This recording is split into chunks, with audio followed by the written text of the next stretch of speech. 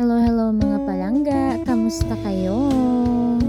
Halina't kumain tayo ng minatamis na saging o sinulbot.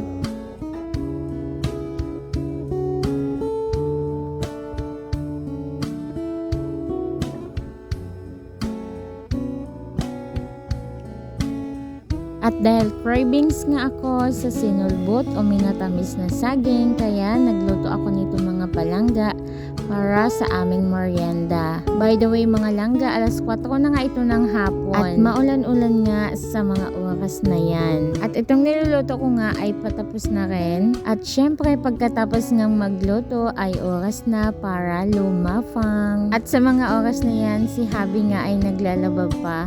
At nagtalo pa nga kami dyan ni Habi mga langga kasi gusto ko ako yung maglalaba at siya yung magluluto. Kaso nga lang ayaw niya at gusto niya talaga maglaba.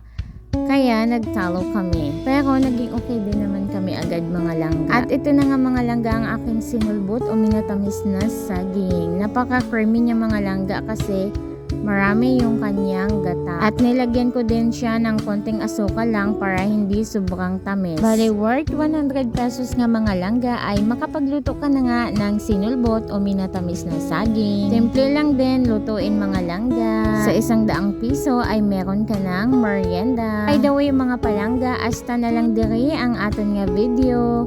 Sa sunod liwat, madamo gid nga salamat sa inyo nga wala unta nga paglantaw kag pagsuporta sa amon nga mga video. Madamo gid nga salamat mga langga. Sa sunod liwat, bye!